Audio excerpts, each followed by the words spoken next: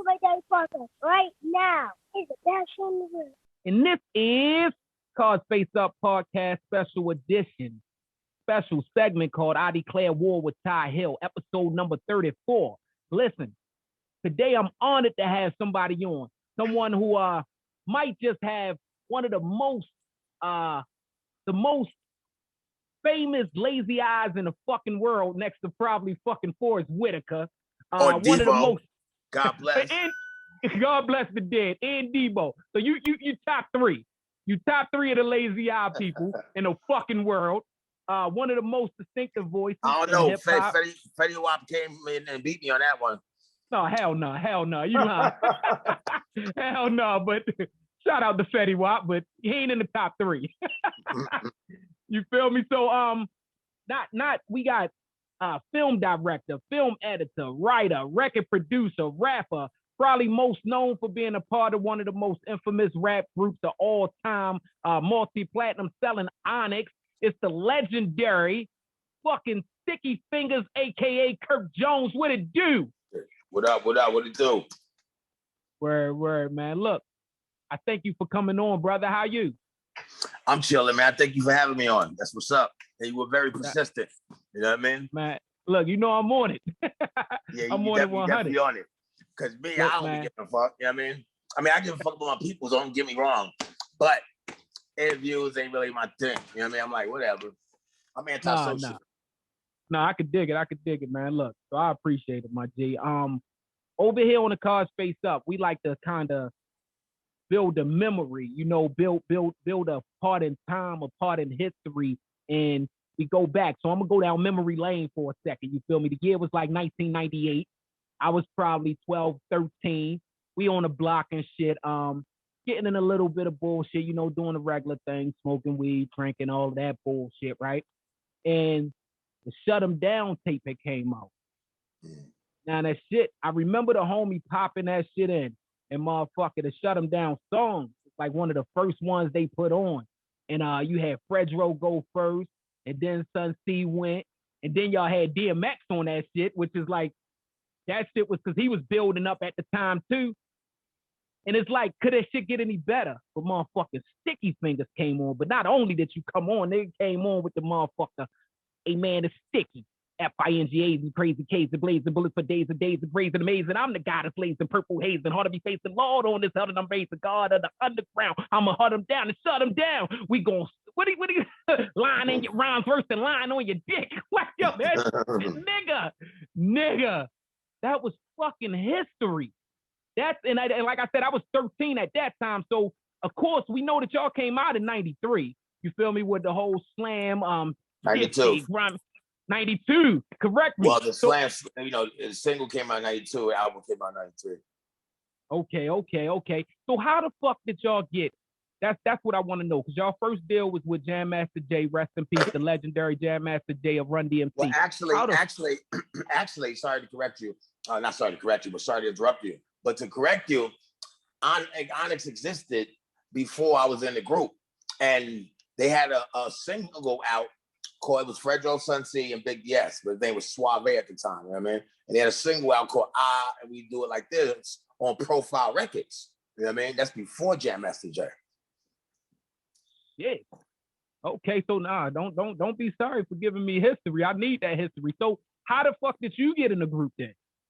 Well, I'm Fredro's little cousin. I'm bigger than him now, but he's still my big cousin. You know what I mean? And two of the members, Suave and Big DS, got stranded out of state. They was out there doing whatever. And at the time, they was shopping a deal with Jam Master Jay. So their manager at the time, Jeff Harris, was like, yo, Jay is showing interest. He wants to hear more songs. We can't let this deal slip by. We got to get him more songs tonight or tomorrow at the latest. And Suave and Big DS not here. So Jeff Harris was like, being a visionary there he was. I said, Fredro, you and your cousin Sticky, go to the studio, make something. So we went to the studio, we made Stick Up Kid, Stick and Move. And when Jay heard it, he was like, yo, I love this shit. But hold up, who's the guy with the deep voice? Like, they was like, oh, he's not in the group. They was like, oh, he's in the group now. And then, you know what I mean? That's how I got abducted into ONYX. God damn. So you just got put there and made history. Facts. And that's dope as fuck. So, all right, Absolutely. so you got 4 people inside of ONYX. You feel me? That was you, Fredro Starr, Sun C, like you said, and Big DS. Rest in peace to Big DS. But Big DS left after the first album, which was hella success. So why do you know, like, what was up with that? Because y'all had 3 hit singles on it. Well, he felt like he wasn't getting enough shine, as I remember. You know, he wasn't the best rapper on the planet Earth. He was our people's, and so Jam Master Jay, you know, it was he was on the album less and less, but it is what it is, and he felt a certain way about that, so he left the group. Okay. He passed away early. Definitely rest in peace to him. Way too early. Yeah, but then I mean, y'all kept doing it. Kept making classics, kept breaking history, all of that stuff. But also, like in 2009, Sun C left too, right? Yes. What was up with Sun C? Same kind of situation? He wanted to venture off and do his own thing. Was a company, Titanium Entertainment, you know. Okay, so he kind of just went off, branched off. So it's just you and Fredro. Just me and Fredro, the 2 cousins. That's weird. You know what's funny? I always heard y'all was family. I don't know if I believed it 100% because I also heard X1 was your little brother. Right. Yeah, right, X1 so, he's not my blood brother, but Fredro is my blood cousin. You know, we first cousins. Our mothers are sisters, but that should make us brothers, not cousins, but whatever. Because in X1, we vibed so crazy that everybody started calling him my little brother. You know what I mean? Okay. Rest in peace to X1 too. Another one that died too early. He was fucking ill, man. Shut him. Like I said, my fucking memories of just hip hop classics was when that Shut Him Down album dropped because I was of age. You feel me? 13. Right. I'm able to really catch some concepts and shit that was going on. But y'all niggas came inside the game with such a fucking style. Did anybody ever try to change you? Like, especially you. Your lyrics always been fucking eons above what everybody else was saying. So anybody ever try to change y'all? Yeah, they try to make us worse. Leo Cohen said, "Yo, I want you to make music to make people stab each other." I was like, "What the fuck?" Man, look, they said that man genius shit, y'all. Oh shit, fuck that. We talking about stabbing each other. I heard on the Source Awards, the first Source Award, allegedly, Roll Your Guns Up came on, y'all on stage, and somebody allegedly said Sticky pulled out a gun in the middle of the fucking Source Awards on stage and shot the bitch all up in the air. Man, you know what? Smoked a lot of weed, so my memory is kind of vague. But that's the same story you heard. If I did do that, it was part of the show. It wasn't to hurt nobody. Okay. I got it. I can dig it. So, all right. Y'all dropped in 93. Y'all produced 3 singles. Well, 92 with the single, but 3 singles. Before that, you were solo? Before Absolutely. Yeah. Okay, you had any songs out? No, I didn't have any songs out. I was solo. I was going to school with Low Lifes and Deceps at Pretty, Cybertron. I was cutting school to cut hair at New Tribe Barbershop. I was a prodigy at barber. I was working in the barbershop when I was 15. Had grown men waiting in a line until I got there to cut their hair. Other barbers sitting around, chairs empty. Well, not all the barbers, because, you know, they had other barbers that was nice too, but I was nice with the designs. I went to art school and everything, and I learned it all from Fredro. You know what I mean? And shit, he cut hair too. Oh, he was the nicest. Him and Waterbed Reg. I learned all that shit from them. I stole Fredro's. This is crazy. I stole Fredro's barbershop book with all his designs. You know, you take a picture of the haircuts. He had like pyramids and hieroglyphics and polo signs with the guy on the horse, Timberland signs, crazy ill shit that looked ill. I was living in Brooklyn at the time. He was living in Queens. So I stole his barbershop book. I went to his barbershop in Brooklyn and told them I did the cuts and they give me a job. And these niggas said, "Where you do these cuts? All right, we gonna give you a job." They said, "Where your clippers at?" I said, "You ain't got no clippers." I thought I was busted, right? They're like, "Don't worry about it. We buy you some clippers, right?" So I had to call Fredro and them and ask them what clippers they get and shit. And mind you, I've never cut a hair in my life, not even my own. You know what I'm saying? But I took to it like a fish to water because I was a natural. I was just nice, you know what I mean? That's real. That's some dope shit. And also, for the fans that's out there fucking listening, y'all can hear about that story on his latest album. I was listening to that shit on time. You spoke about it. You feel me? So when you was just now saying that to hear that shit, man, look, it ain't even homework for me. I was doing that shit anyway. I was already listening. You dig what I'm saying? Right. So we got that right. We'll get back to time. You feel me? Because time is going to be close to the end because that's what the fuck you doing now. Y'all inspired a whole fucking generation, like literally. What y'all did with, Slam, Shifty, all of that stuff, it inspired the generation. Even so much, Jam Master Jay, I remember them niggas came back out. Run DMC had the bald heads, the black outfit. We wrote a couple of songs for them. Me and Fredro pinned a couple of songs to them too. Down with the Kings. You know? Yeah, absolutely. Okay, man, look, y'all inspired that. Y'all, the whole generation of people that's my age and up now, y'all inspired that. But even what y'all see now, because these young niggas has turned in, like you spoke about Waka Flocka, even down to the Lazy Eye. These niggas understand. I didn't say Waka. Oh yeah, Waka. I didn't say Waka Flocka. I said Fetty Wap.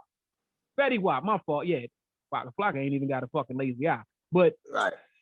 Waka Flocka and them understand about that tour life, that stage, being able to make that shit what it is. And I be seeing niggas stage diving and shit now. Y'all niggas started that, but y'all did it hood. Y'all did it hood on some rock and roll shit. Like, was that what y'all, is that just something that y'all got when y'all got on stage and y'all just was feeling the moment and started jumping off stage doing crazy shit? Or y'all really planned it like that? At first, it started organically, you know? It started at the Slam video shoot, you know what I mean? That's when it started, you know what I mean? And then they just started doing it at shows, you know what I mean? And it got more dangerous, more jumping from higher levels, and all the last thing you start calling me, shit like that, you know what I mean? So was your plan always to go back solo? Because in 03 you dropped the Black Trash album. Was that always kind of your, who dropped first? Nah, was like, man, fuck that, drop a solo album. I didn't even want to drop a solo album. I just wanted to be, you know, I was cool being Sticky from ONYX. So yeah, that's not my plan. I never had a plan. I just was going with the flow. Who dropped first? Motherfuckers solo? was offering solo deals. Like Dr. Dre offered me a $1 million solo deal. But when it came time to do the deal, Jimmy Iovine was like, oh, it's only 500,000.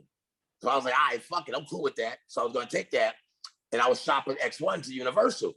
And Dino DeValier, he was like, yo, X1 shit is crazy, but I want to hear your shit. I was like, nah, fuck my shit, I'm going with Drake. He's like, yeah, just hear it anyway. So I let him hear it. Then he said, I fuck that, I want to sign you. And the nigga put 800 on the table and Dre only had 500. I'm a nigga from Brooklyn, nigga. So that extra 300 is the money I used to buy my mother her first house. So do I regret it? I don't know. And, you know, I might be dead right now because, you know, Dre was going through all that drama back then. And I'm a no tolerance type nigga. So I don't know. I might be dead or in jail. Who knows? Dre ain't want to put the other 3 on the table? He got sticky fingers at his door. The other 5 on the table. Well, what they offered you 8, right? No. Dre offered me $1 million. And then he went to Jimmy Iovine. And Jimmy Iovine said only 500,000. $500,000. Okay. And I was cool with that. Then Universal put 800 on the table. You know what I'm saying? Okay. They should have did that. That was a big Black Trash album was a big fucking album. It was, yeah. I broke my leg. I broke my leg and I broke my foot. I'm a leg. I fucked up all the promotion. You know what I mean? Couldn't go on tour. It was a big tour that was set up. I had to cancel that because I didn't want to be out there on crutches and shit. Even though I got nice on my crutches, I could walk from here to there without touching the floor. I was nice on them shits. How the fuck you break your foot? Man, it was some beef at a club. My body went this way. My foot went that way. Hey, yo, all right, so that explains because I feel like that album is overlooked. I feel like that shit is overlooked in hip hop. And absolutely. It's such a dope project that even if Sticky ain't your motherfucking favorite rapper or top 10 rapper, that album still has to fall in top 5 of hip hop classics. It has to. The shit was I actually patterned one of my shit behind it. I used to rap back in the day, and it was fucking I did a CD called Urban Cinema, but it was basically mimicked after that because it was a movie all the way through. And I'm mad that you came up with the what's the first movie you did? What's that? A Day in Time? The first one you wrote in Day in the Life. A Day in the Life. I'm mad that you started that. What was that, like 09? I wish you would have started in like 03 when you did that motherfucking Black Trash album and did a movie on. Man, that shit would have been so fun. And you had, that's another question I got, because you got 3 movies total, right? As far as writing and producing. You got A Day in Time. Day in Life. A Day in Life. I keep saying Day in Time. You got A Day in Life. What's the other one? Caught on Tape. Caught on Tape. And then you have the one. I just wrote a third one, right? A third one is all the hip hop musical again. It's not out yet. It's not even filmed yet. It's called Cain and Abel. I think that's my greatest piece of work I've written as far as musical movies ever. I was listening to fucking what's the name the other day? What the fuck? How did it go? Hey man, how many we get them? I don't know. What's the shit from what's the shit? What's the shit when they all the Robin Vick? Robin Vick I thought you were talking about that. Yeah, Robin Vick, Love of Money. Yo, that shit was basically a Cain and Abel type story too. Type shit, so right? Yeah, so it's crazy that because Time, I fucking the Time shit you downloaded. I mean, I downloaded that, but that don't have as many videos or the acting as I'm used to from you. No, Time is nothing but videos. Every song has a video, and then there's an album movie. There's a movie to that album on Time, but the only place you can watch it, you got to download my Sticky Fingaz mobile app. You got to go to the Google Play Store or the Apple Store, download the mobile app, subscribe to it in the content section. It's a fee. It's like $5.99, and then you get the It's About Time movie, the documentary How to Make a Major Independent Movie. You know, it's just crazy. It's not, you know. I gotta get that because I was looking like shit for that because I went on the Apple shit and I'm like, yo, I got all the songs on there. That's how I knew about the story you just told. You feel me? I got all the songs on it. Listen, I was listening to that already, and I ain't gonna lie to you, right? You know what made me hit you up? You gotta watch the movie. That should have changed your whole perspective. Man, I'm getting it. I'm my word, nigga. I'm gonna hit you as soon as I watch it just to talk shit about it. Right. But what were you gonna say? I'm gonna tell you what made me hit you up and say, yo, I gotta bring my nigga on here. I was watching the other night, probably about 2-3 weeks ago, whatever the first day I hit you and shit. Motherfucking Hamilton. Who? You ever saw Hamilton? Hamilton. Yeah, them niggas stole my shit. Nigga! Hey, yo! And won all them awards and got all that money for my shit. Nigga, I'm looking at that shit like, yo, niggas really don't realize that this man has been doing this for over 10 fucking years. And this nigga dropped, I looked up the whole story of it. It was like 2016, they did the first plays and shit. And I'm like, yo, it's literally the exact same thing with not as good writing. But the shit is dope. I ain't gonna knock the nigga. The shit is dope, but it ain't from our community.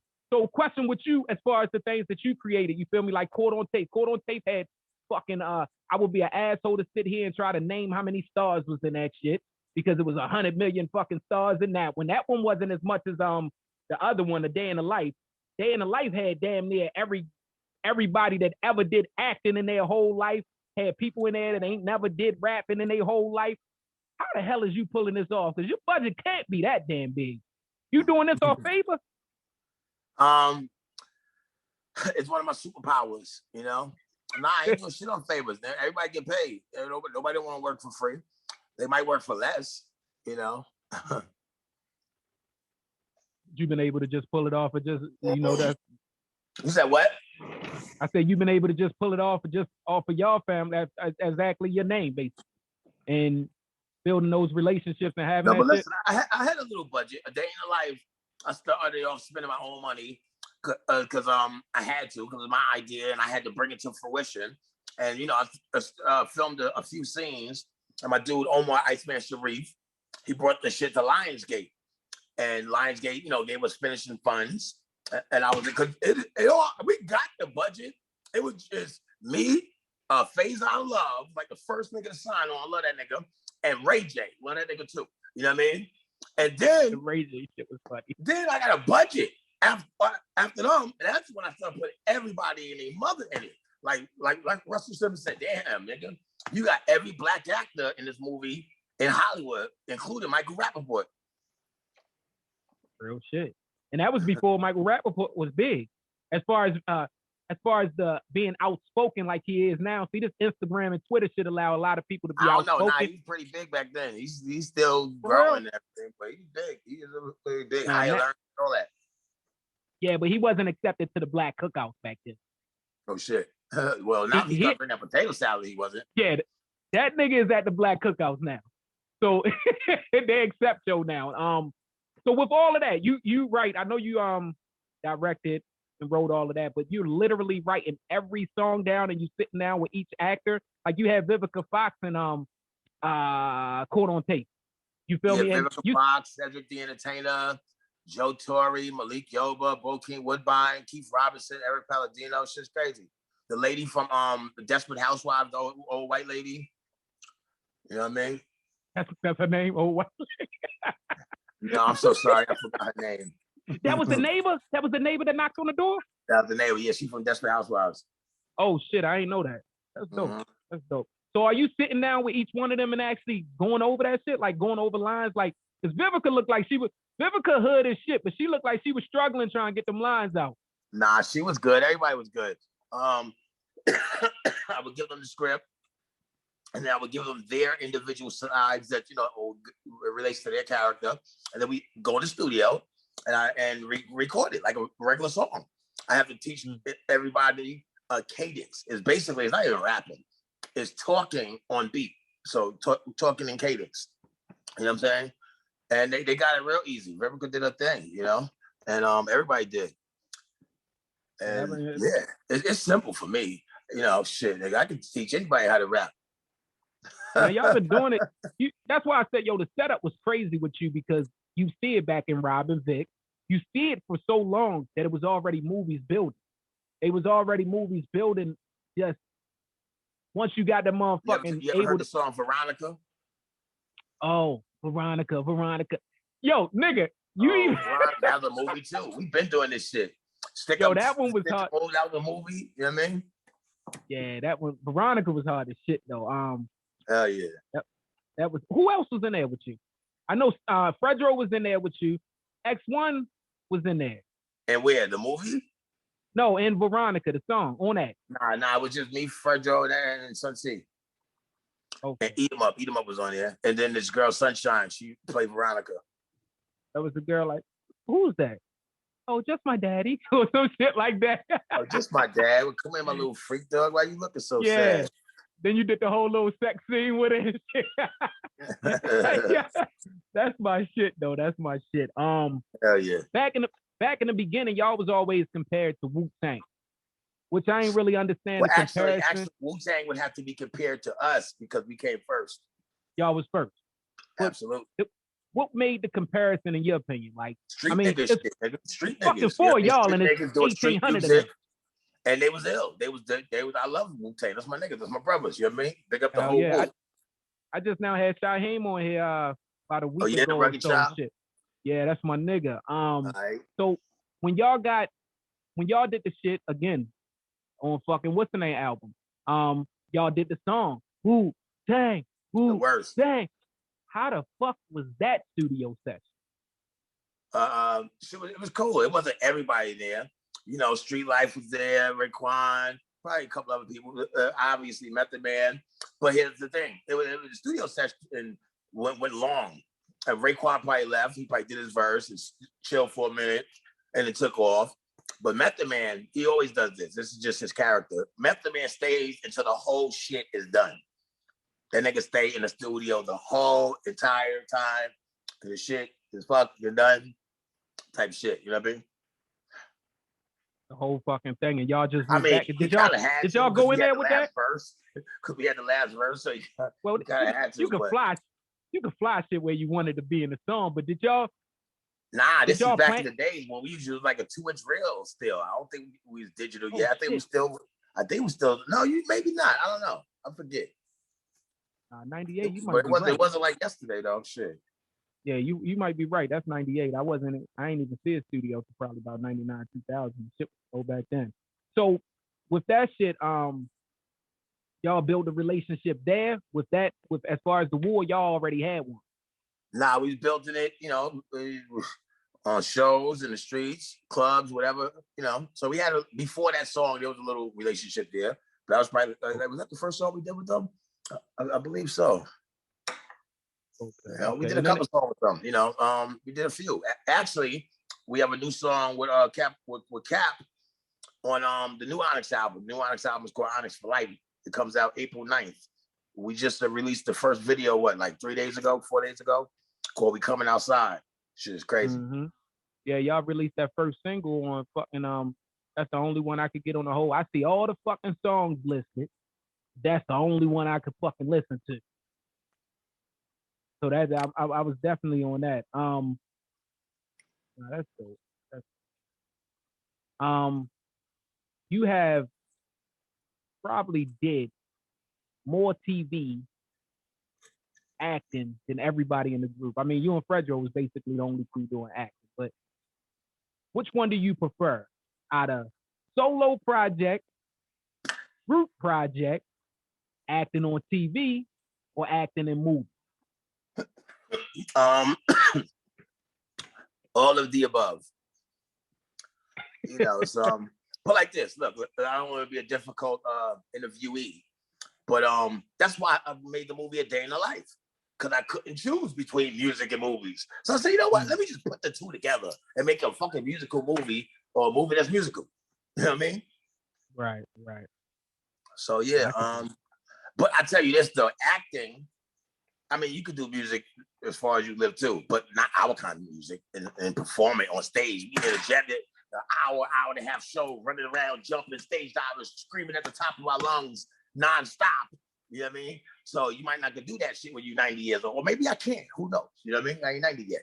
But movies, you could act as, act ain't nothing but just being, talking, living. Right. So with a camera on you. So it might have a longevity factor to it. But yeah. But even outside of that, you still continue through others. Like I might have to download some of my information on people. That's why I got this Sticky Fingers acting master classes. So I could download this knowledge. Like I did over 97 movies and TVs in my career.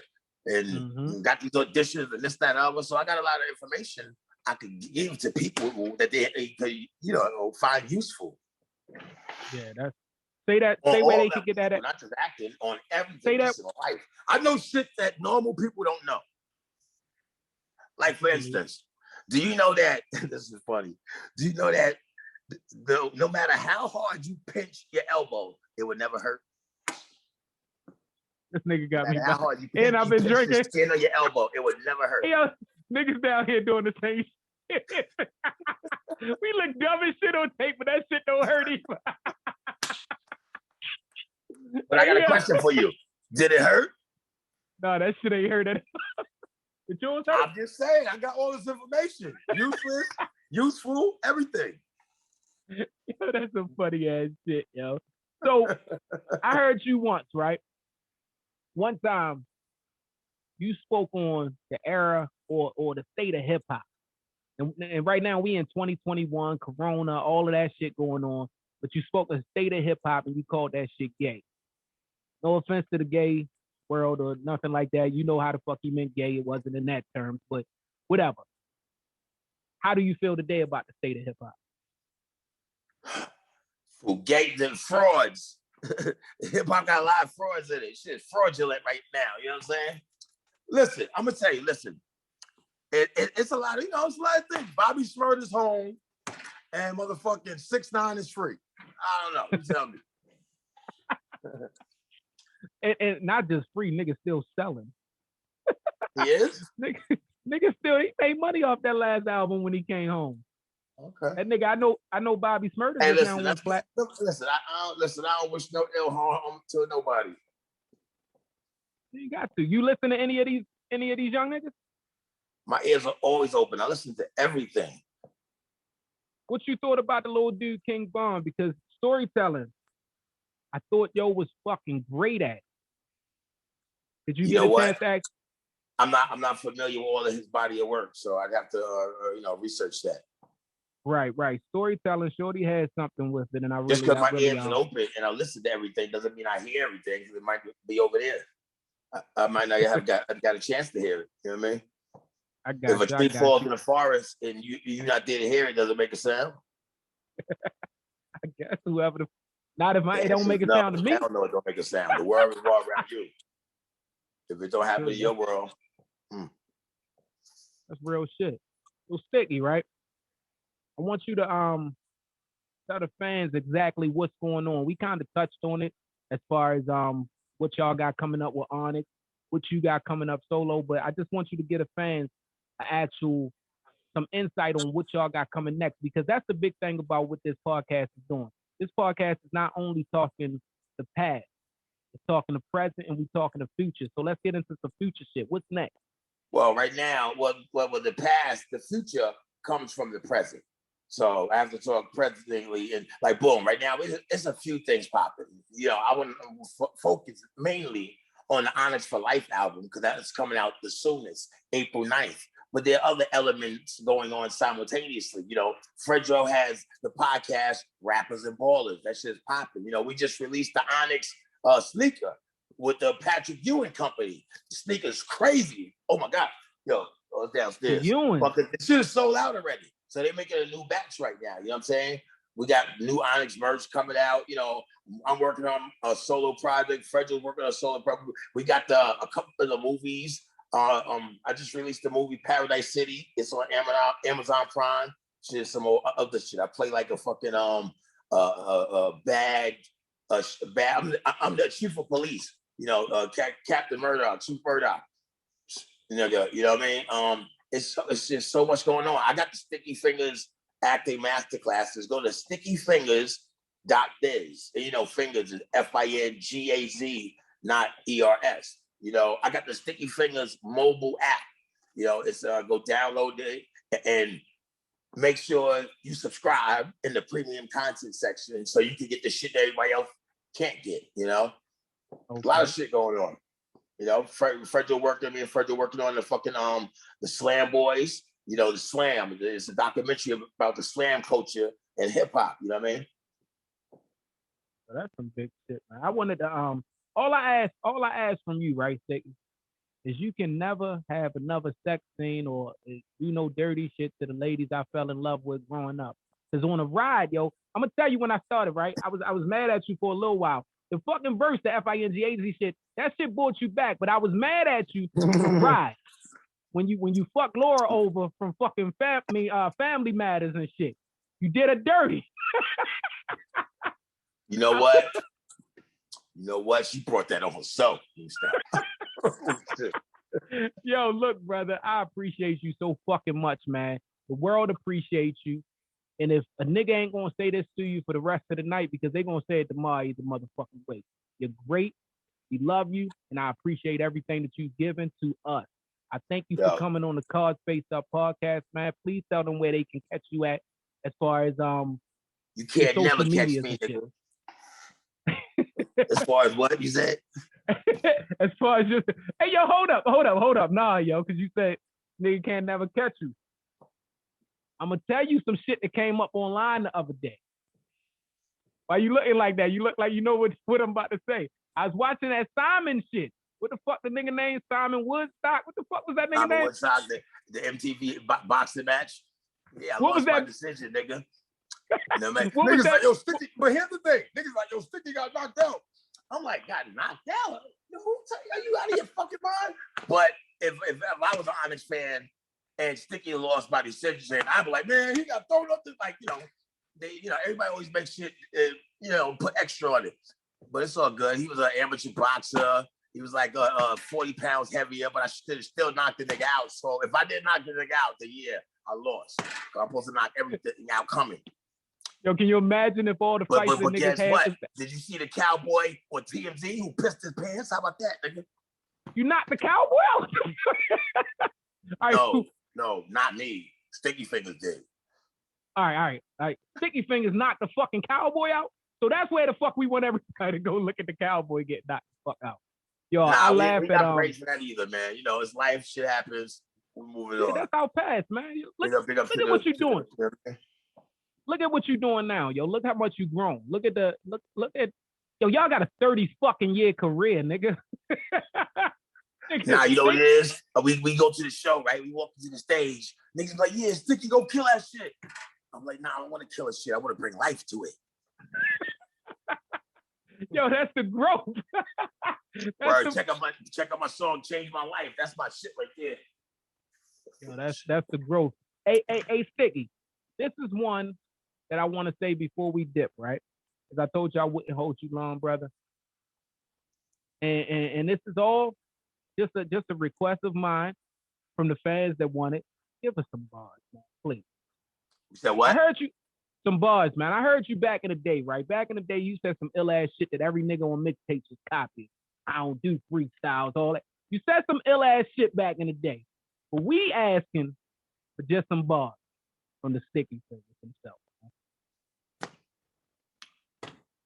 Listen, fuck, I'm gonna bring life to it, but I'm gonna kill these niggas at the same time.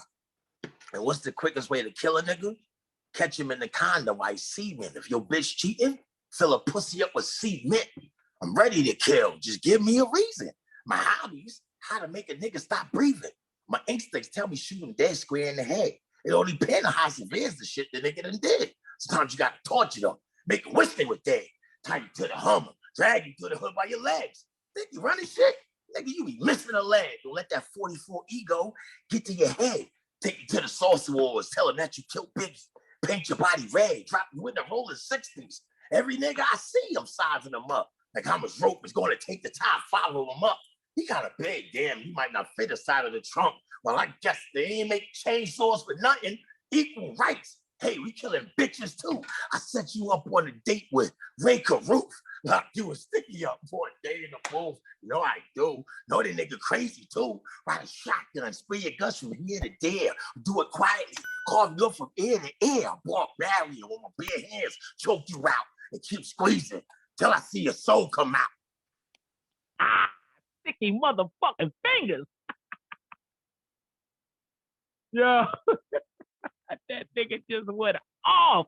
This is called Face Up Podcast, episode number 34. This segment is called I Declare War with Ty Hill. Listen, make sure y'all tuned in for all fucking new shit.